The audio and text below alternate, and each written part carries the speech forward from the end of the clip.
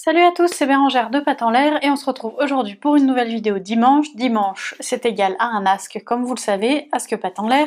Si vous aussi vous voulez poser votre question, n'hésitez pas à la mettre dans la barre d'informations, à vous abonner à la chaîne si c'est pas déjà fait. Et si vous appréciez la vidéo, mettez un like, vous partagez-la à vos connaissances, ça peut toujours servir. Du coup, aujourd'hui, on répond à la question de Réseausphère. Bonjour Bérangère, j'ai accueilli à la maison un chien âgé de 3 ans. Je ne connais pas son passif car c'est la fourrière qui l'a amené à la SPA. Je souhaite l'éduquer moi-même avec le clicker avec l'aide de tes vidéos entre autres. Je voulais donc commencer par lui apprendre le assis, mais ce petit sacripant connaît déjà le assis et il s'assoit dès qu'il voit la friandise à la main. Du coup, je galère un peu à commencer son apprentissage, il s'assoit aussitôt quand il voit que j'ai le clicker en main, alors je me lève pour qu'il marche, mais dès que je m'arrête, il s'assoit de lui-même. J'essaye de cliquer le moment où il s'assoit, mais je ne suis pas sûre de bien faire. Ma question est donc, comment recadrer et renforcer l'apprentissage du assis chez mon chien? Merci d'avance. Cette question date, donc depuis peut-être que tu as déjà trouvé la réponse, mais je y réponds pour tous ceux qui se poseraient la même question. Déjà, il y a un truc qui me turlupine un peu, c'est, tu me dis, il connaît déjà le assis, donc pourquoi lui apprendre ou pourquoi repasser par là avec le clicker s'il le connaît déjà?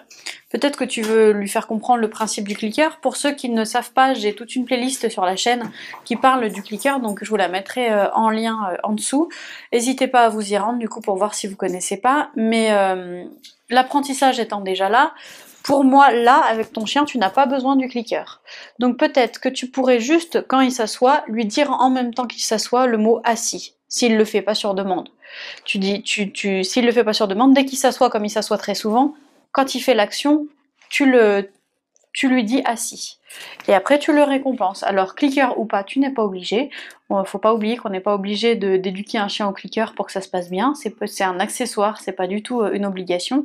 Je baisse les yeux parce que, comme d'habitude, j'ai ma Lana qui est venue faire des câlins pendant que je filme. Évidemment, elle en a pas de la journée. Vous voyez, elle attend que je filme et puis comme ça, elle en a.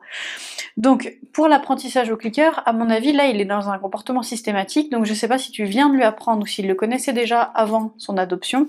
Mais à mon avis, juste rajoute le mot dessus, récompense, et ça se fera tout seul. Et reprends un autre apprentissage du départ. Par exemple, à partir du assis, tu peux faire le coucher s'il le connaît pas, ou le pas bouger, ou autre chose. Enfin, voilà, il y a plein de choses possibles et inimaginables avec le clicker, mais ne vous cantonnez pas au clicker et ne vous forcez pas et ne forcez pas le chien à apprendre quelque chose en plus qu'il sait déjà. Passez vite aux étapes d'après, ne bloquez pas sur le clicker pour votre loulou. Voilà, vidéo courte, rapide, mais il me semblait essentiel de revenir là-dessus, qu'il ne faut pas se bloquer, il ne faut pas se frustrer à se dire zut, il le connaît déjà, bah s'il le connaît déjà, c'est parfait, on passe à autre chose. Voilà, j'espère que j'ai bien compris ta question en tout cas, que j'ai répondu du mieux que j'ai pu, que ça a pu t'aider ou aider n'importe qui passant sur cette vidéo. Pour ma part, je vous dis à demain dans une prochaine vidéo. Salut!